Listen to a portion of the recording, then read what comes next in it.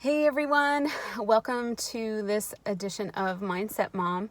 Vestine here with you, and today our video is going to be slightly different. If you've watched my channel, today's video is going to be slightly different from what you're normally used to here. Today we are going to go on a trauma walk, and that's kind of like not a really great name for it. It's actually like more like a healing walk or a trauma rewrite walk. I don't know, we'll come up with some kind of, nicer thing to call it. But today, and it's going to be slightly different because today what you're getting is just, it's raw, it's me, it's in the moment. Because what I'm attempting to do is I'm attempting to like rewire a trauma that happened to me. I want to say like maybe 4 years ago, coming up in April. It was this time of year, and I'm going to be walking through the steps, and I'm going to tell you a little bit later on what the mechanisms are we're using according to the best, technology that's based upon the modern research literature. These are peer-reviewed clinical studies that uncover mechanisms in the brain and body whereby trauma basically embeds itself in the brain and body. We are going to be reversing that today here on my channel, and I'm kind of excited about it. And I'm gonna just kind of like tell you what the process is gonna be like, what the original incident was, what led up to the incident, and what, more importantly, what happened after the incident, which was very traumatic for me, in that it led me to the discovery of a spouse having Asperger's syndrome, Asperger spectrum disorder. So basically, the original trauma happened in a location that we're going to actually be going and be revisiting today on my walk. And I'm going to tell you why walking is important based upon the literature. And I'm going to tell you all the steps that I took up to this point and all the steps that we're going to take today and that I have taken part of. Okay, so today we will be revisiting the original location. I have not been to the location since because of this negative association with the events that happened on that day in April. How am I feeling today? A little on edge, I'll be honest with you, a little tense. I feel tension in my body. I feel a little bit, not really upset stomach, but I wasn't able to eat much today. And I really normally have to have protein right, not right when I get up, but like after I do a couple things. I did pray and I did meditate this morning, and just to try to ground myself and just kind of like ask for blessings over this process. I will be taking the walk with someone very close to me, my stepfather, who was present at the original incident, but that's not why he's coming with me. I'm going to explain to you why it's important to have supportive people that you connect with deeply throughout this process, not just in the extinction phase, but also in the placing down the remapping of the new positive experience. So a little before I get into the mechanisms of the mind and body which are employed during this process, I want to tell you about the original incident. I'm a stay-at-home mom, as most of you know. We were walking in a park in my parents' town, which is very near me, one Sunday afternoon. It was warm, not too warm, spring day in April. And there was an incident whereby I felt threatened and harassed in the park. And it wasn't so much it wasn't so much of an external, measurable, like threat coming toward me. It was largely emotional, and it was perceptive. And also it was the process by which it happened, and most importantly, the traumatic after effects, the fallout that happened in my family.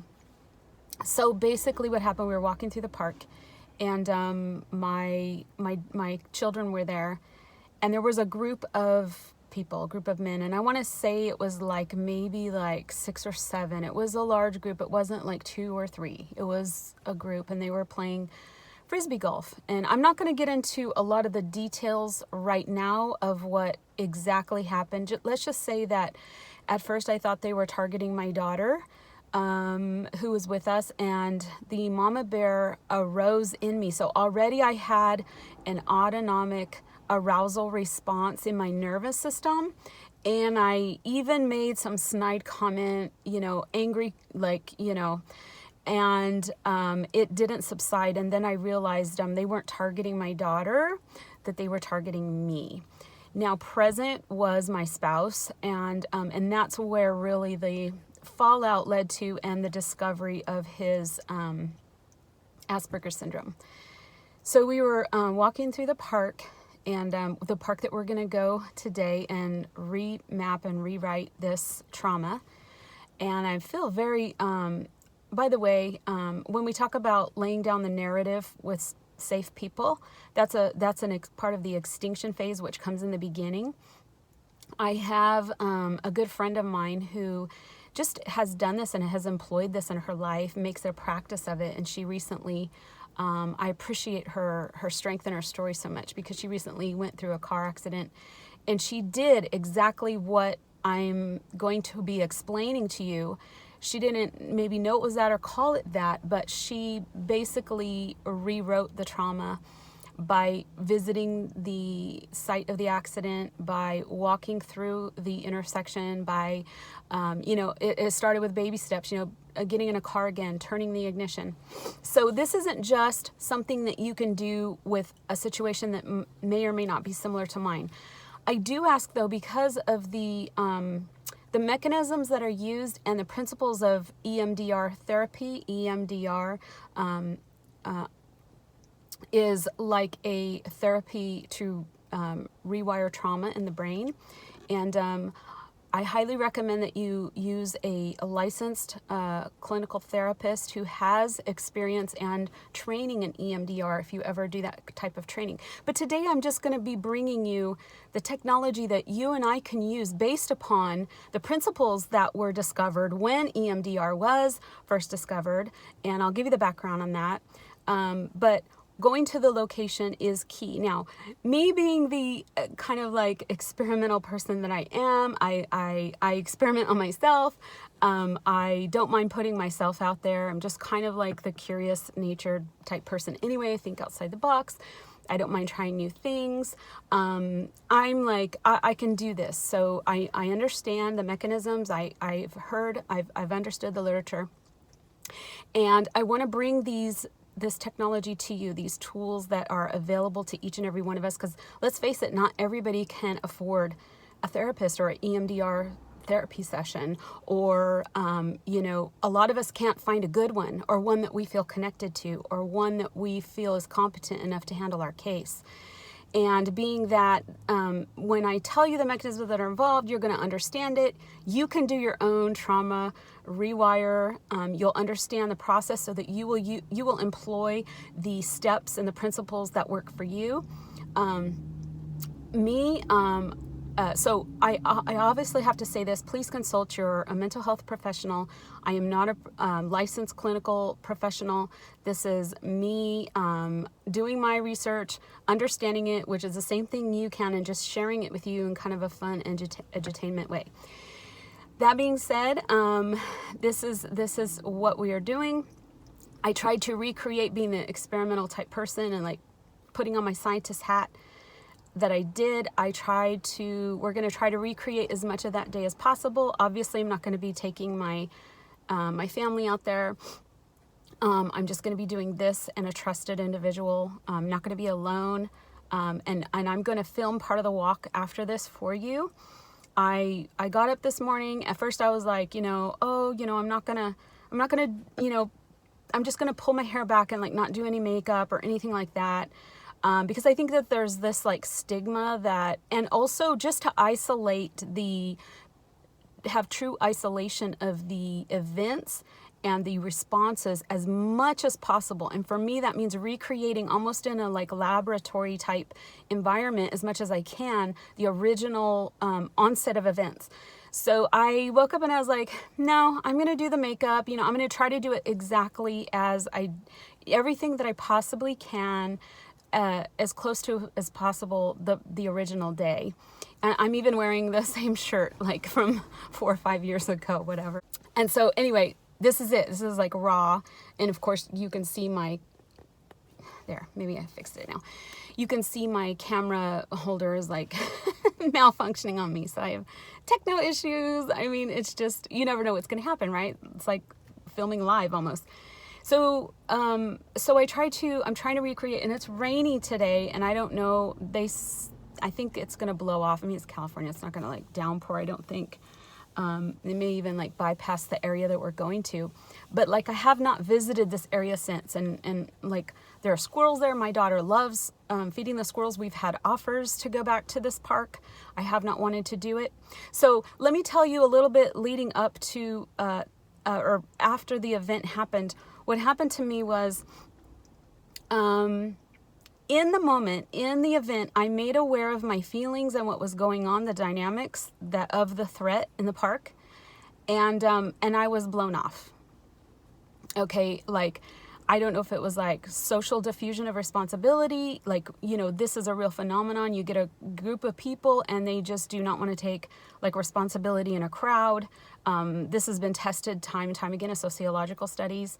I've seen it in loved ones, and happen in my loved one's life when there was an accident in public where a loved one fell and got a concussion and everyone just kind of stepped back. So I know that there is possibly that, and it's a human thing. It's no blame, no shame, no nothing. And I don't know, in the moment when I made this information aware to my spouse, I was, my response to it was minimized at that moment. I was blown off. Now, to give you a little bit of background, I come from a family with a dad and brothers. This was an unfamiliar response to me. Which is why it was like a big red flag going, what's going on here? Invasion of the body snatchers or what? I grew up with a dad and brothers who, if there was any hint of a threat to me, to any woman in our family, they would be jumping on them like out for blood. Like, you better run, because they have murder in their hearts. Like, they are just not going to allow that to happen. So this response really startled me, and it added to the autonomic arousal response that was going on at the time in my body. So it compounded what was going on in the moment. And I really kind of was in a daze of confusion. So I was just like trying to get through the moment. You know how like you do when you are in a traumatic event, whether it be war or, I mean, I can do a laundry list of different types of trauma. We don't have to go into that right now. And by the way, if this information is too triggering for you, and this is a sensitive topic, or you're finding that it's bringing up things of your own past and own experience, please feel free to bypass this video. Please feel free to first consult your mental health professional or a trusted person that you trust their opinion. If you feel depressed or suicidal, please call the suicide hotline. This is just a tool to help you when your trauma response is brought into your awareness. Now, this event wasn't because of the response of the people involved, and specifically the spouse. Immediately after, I was in a daze of confusion and almost like a dissociation. So some of us who have CPTSD from childhood, we learn to dissociate. In other words, it's almost like you learn to live outside of your body. For the first, I want to say like 17, 18 years of my life, I felt like there was this invisible line between my head and my body where I wasn't able to really feel fully into my body, feel my emotions, or feel like that intuition that like people talk about. I wasn't listening to it. And even into my adulthood, and I'm learning to redo that now. And we can relearn things. We can rewire circuitry in the brain. And but what was triggered after that event was that I started going about my normal everyday life and having these intrusive thoughts. Thoughts would come to me. I would be getting ready, and thoughts of someone breaking into the house. And that's not like me. That's not like me to think this way. I'm not I'm not really at my core a fearful person. I really am not. And so that's why this was like different. This was like, what's going on here? I started having thoughts of other types of harm to my body. And so that's what got me to take a look at this. I would act in ways not consistent with my personality. Now, some of you are responding to trauma in a way that, especially in the area of sexual trauma or even sexual harassment, you can kind of like take on like a flirty nature, even if that's like not who you are. You can find yourself pushing those bounds of how far can I go with this? Reaching out to attractive individuals, trying to basically, I think it's a subconscious way in a way to maybe like recreate the original setup, because I think that we're always striving toward healing. I think we're always striving toward getting wholeness and self-actualizing. For lack of a better term, I just want to say wholeness and growth. Some people call it self-actualization. So after the incident, and then when I brought it up again, I was not, mind you, if you know anything about autism spectrum disorder, you know that the mechanisms behind gaslighting is not malicious at all. It's not to protect the ego, such as like is in the case with narcissists. What it is the person literally cannot see another reality outside of their own perception because they lack the social cognition to be able to do this. They don't see things from your perspective, and often because of the routine and sameness and black and white thinking, they can't put themselves in your shoes to see how the situation was from your perspective. So I got told that that's not what happened, that my reality wasn't reality, and which is a form of gaslighting, and then it causes the person who's being gaslighted, it causes them to really question their own sense of reality, their own sanity, and this was the problem. So that's what kind of led to, no, something deeper is going on here than just, oh, there's an incompatible love language situation. There was a deeply entrenched fundamental aspect to this whole thing, that this traumatic experience that I'm going to be rewriting in my nervous system, that it triggered a discovery, a revelation of something that was hidden that I had no clue about. So if you're going through a relationship with someone who's on the spectrum, or you suspect could be on the spectrum, there are undoubtedly relationship traumas that you have experienced. It is almost, I want to say, unavoidable, not insurmountable. Hear me out, because there are ways that it can be overcome. Now, regardless of whatever the outcome of the relationship is. And that's what today is supposed to be a day of hope, a day hopefully of showing myself and my viewers that these traumatic events, whether they be relationship based, such as like in a Cassandra syndrome situation, or whether they be like childhood based. And I don't know, this incident that happened in the park could have triggered something that I'm still not aware of. Not to my knowledge, though. I don't have any knowledge of any sexual abuse in my past, however, or even like sexual harassment. But this is a common occurrence, especially in the workplace, right? And it does happen, and it does lay down a neural signature in the nervous system that is an emotional and chemical signature that it will continue to remain there and continue to affect the person until and unless you go back and you use these fear circuit pathways in order to remap something more positive down. Now I'm going to tell you what the process can look like and what it looked like for me. There is now talk therapy doesn't work for everyone. In fact, it can actually be quite triggering of the original trauma to many people. So I want you to proceed with caution and do what feels right for you. For me, I had a couple of trusted individuals that I told the narrative to. Now, the narrative is, this is what happened, this is how it made me feel. And the research shows that if you do this, what is called extinction can happen. When you tell the narrative repeatedly, you basically are kind of neutralizing the original autonomic nervous system response to the traumatic event. Now, I want to state that this works mainly if you have a single incident or a single narrative event. This process will not work as effectively if, like, you are saying, I have had trauma just from my whole marriage, or I've had trauma from my whole childhood. That's a separate process and that we can deal with, and we do talk about on my channel.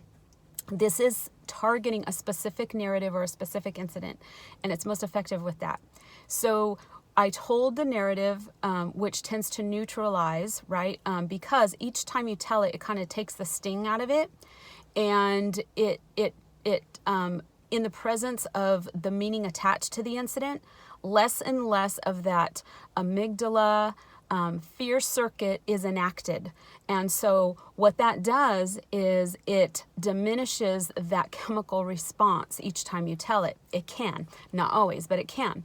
And then after that happens, that's not all the work that is done. What we need to do is now we need to map down a new positive narrative or meaning on top of things associated with the original narrative. And that's why I'm going back to the location today. I'm taking my stepfather, who's a trusted individual, who knows what happens, who was there that day, and who really has a really good objective kind of point of view on things. And not only that, he's a believer. He's, similar faith background as me.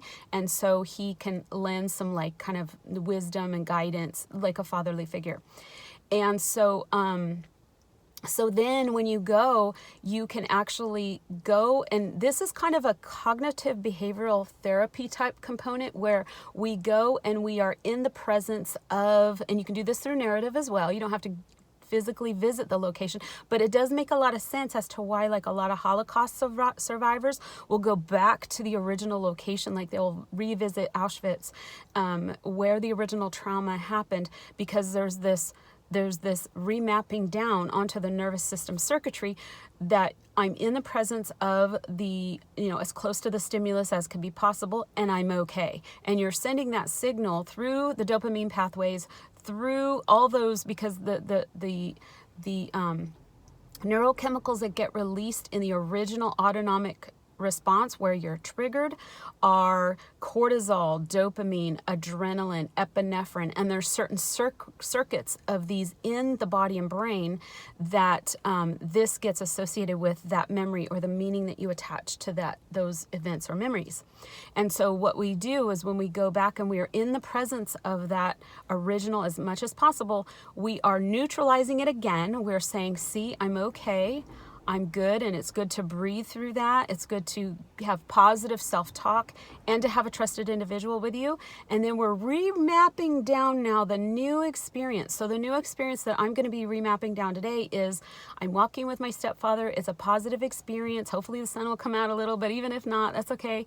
And we are in a time of bonding due to an illness in the family. So we are like remapping a new positive experience, making new memories, so that circuitry, that fear circuitry pathway now has some new information, some new chemical signatures placed down in it. I hope this is making sense. So that's basically all I want to say before we get going. I will do some filming from the park. I won't go probably as much in detail when I'm there, because obviously I will be doing the work, but I'd like for you to come along with me and to experience this sort of hopefully and prayerfully this transformation that's happening, and hopefully you can see the mechanisms that are involved and the things that you can do for yourself and in taking a traumatic. Remember, this is an autonomic response. That means it almost means like automatic. So these are things that are triggered in the nervous system, and we actually can redo those or rewrite those. Some people can even rewrite bad relationships with a new good one, right? I mean, there's many ways you can do this. And today we're choosing to go back to the location. We're choosing to be okay there, to have the good feelings, because, we as humans, we can feel good at will, right? On cue, on demand. And so this is that top-down circuitry whereby we're using the prefrontal cortex and we're deciding how we're going to feel in the presence of certain stimuli. And this is a powerful way that you can map down the new positive experience, almost circumventing the automatic trigger of those old neurochemical, almost like encodings, if this makes sense. So anyway, so EMDR therapy actually was started by someone who discovered it by walking. And this is why walking today is going to be super important for me, because it's the walking which helped Francine Shapiro, Dr. Francine Shapiro, discover EMDR therapy. Now, when she would take her walks, she would find that she would feel like much better. And at first they didn't know the mechanism behind it. They knew that there was like a side-to-side eye movement, which is key in EMDR therapy. But and there's a whole story behind that, like how it was discovered and what they first thought it had to do with. First they thought it had to do with REM sleep. It doesn't have anything to do with that. Then they thought it had to do with both sides of the brain being employed. That's not what it has to do with. It actually has to do with the forward motion of the body, and eye-to-eye movement, like seeking things out, actually is the opposite of what a fear response is. A fear response is to retreat, go backwards, for the eyes to do certain motions and certain functions. And the side to side, you're not expanding. In other words, you are contracting. And so this kind of forward motion, expanding kind of state of the body sends a different message to your nervous system than the fear response. And so that's why we can all do this. You can take a walk in your neighborhood, make sure it's safe. Of course, you know, if you're having difficulty, if you're really in a bad spot, reach out to someone, call, a hotline, call a therapist, do something that is going to keep yourself safe. You always want to, keep yourself safe, but also think about the long-term effects that you want to have. You want to expand, you want to feel expansive, you want to feel like you're conquering something. And just, it's hardwired into our minds and bodies that this forward motion, almost like hunting or even gathering, hunting motion is like you're moving forward, your eyes are going side to side. And so it sends a different message to the nervous system. I hope this is making sense. I'm going to keep this, I'm going to wrap this up now so that we can get out there and walk. I got to get on the road, and I will see you out there at the park. This is a pretty bridge too. I love it. And the water seems to be like, is it high for this time of year? No, it's low. That's the spot right there. What? That's the... Okay, so the walk is over. It went really well. There was a lot of just beautiful scenery. I was able to be present, do a lot of breathing. It was just very enjoyable, laying down and mapping down those new like neural pathways of positivity and a new experience to overlay the negative one. That was the triggered trauma response. There were like virtually hardly anybody on the path, and that's not typical. It was, I think the drizzle was keeping people away, which it didn't rain really badly. And there were like no Frisbee golfers. We didn't see any, maybe one. And there's a golf course that backs up to the park, and there was like virtually, not very many people there. And so it went really well. I felt very present. I felt certain parts of the walkway were like a little bit more challenging than others, not physically. I apologize for the barking, but it's nothing I can do. And also, but I just was able to breathe through it, and I kept forward movement and moving my eyes back and forth. It's like, it's kind of weird. It's like this, not super conscious of it, but just kind of taking in the full panoramic view, I think was very helpful.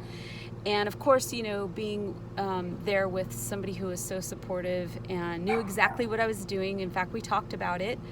I was able to express and emote a little bit about that.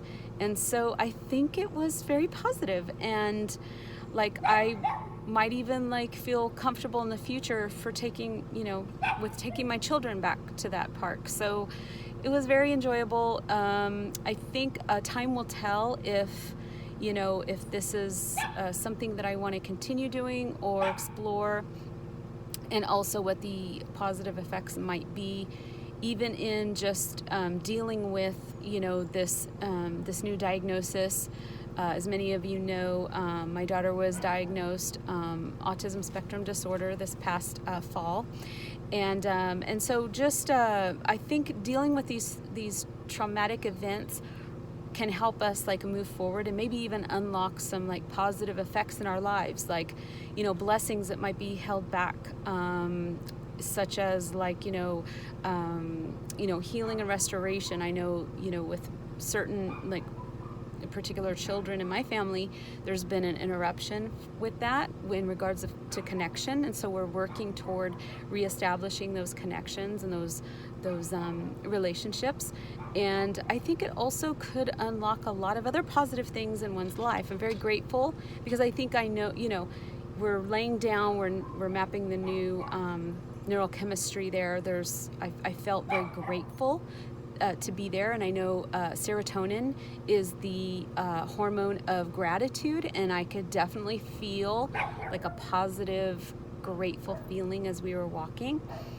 And so, yeah, I guess time will tell what all the effects are going to be. Anyway, so thank you for joining me on my journey, and leave me a comment in the comments. Have you tried doing the healing walk? Have you done this? What are the effects for you when you go on a walk and you are, maybe to clear your head or something? Have you ever heard about that? Just take a walk, clear your head. I think there's something to that. Being in the fresh air, forward movement, removing oneself from a negative, potentially like toxic situation. What were the effects for you, and what other things do you try when you are, seeking to put down, new experiences on top of the old, maybe toxic ones? Leave me a comment down there, and if you haven't yet, please subscribe to my channel.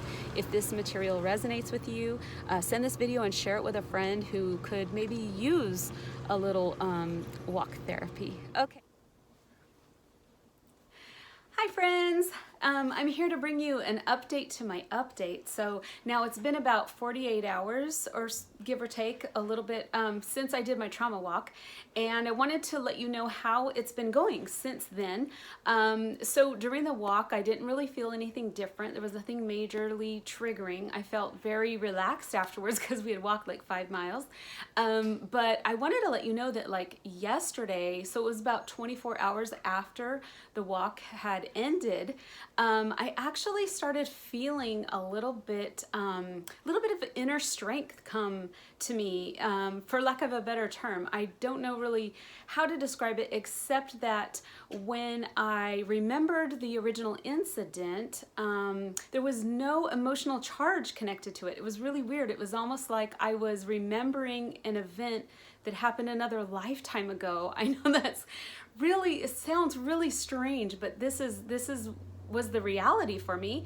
I was remembering the original incident yesterday, and there was not that previous like kind of sting or extra like emotional charge to it. I didn't feel the feelings of shame, embarrassment, or slight violation that I had been feeling connected to the memory of the traumatic event, the onset of the event.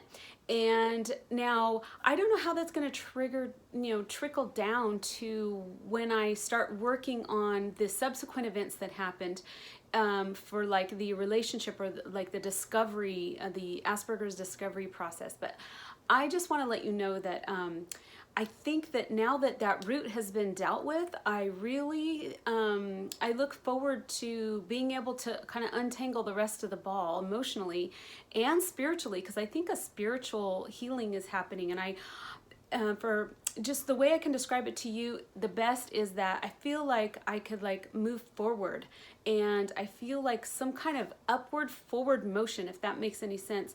Like I feel more hopeful. Whereas maybe before, you know, those negative emotions were trapping a sense of hopelessness, and where I felt like, oh, nothing's going to change, it's always going to be the same. And I know that praying for people in the past, praying inner healing for people in the past, I have worked with this idea of, if you find the root and you deal with the root, all these other things kind of just like find their way, or they just get unraveled and they're not as powerful.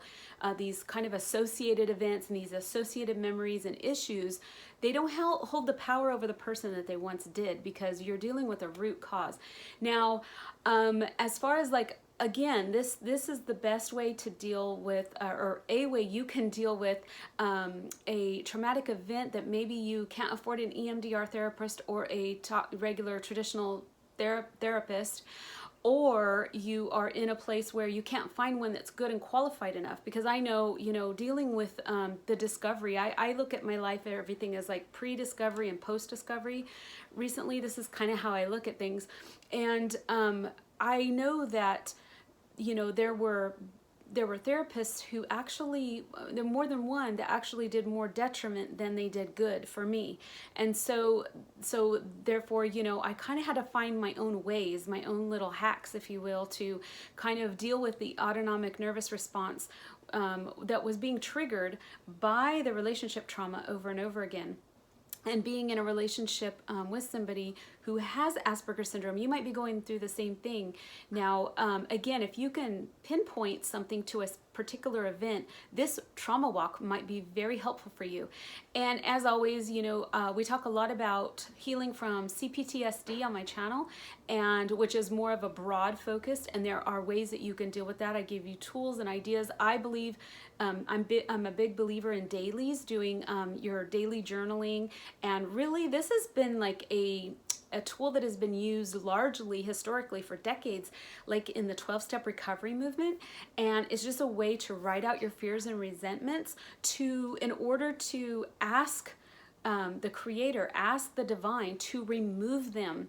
And so, interestingly enough, after I dealt with this core kind of event that kind of set off, like I said, the discovery process in my family, once I dealt with that, I recognized that there were resentments that were kind of lying underneath that I didn't recognize that I had, if that makes any sense. Like I was able just to be more forthright and more honest with like the resentments that were right there that I couldn't see before. And it was like, well, duh, I would be resentful about that. And so now I feel like a lot more hope coming into that, you know, and strategy too, that I can just deal with these resentments and fears one at a time, journal them out, pray and meditate, asking, you know, the Creator to remove them, because once you do this step, you feel really kind of like there's like a scooping out effect spiritually, that you just feel that these things have been removed. And of course, you know, your belief factor in Him actually removing them, when you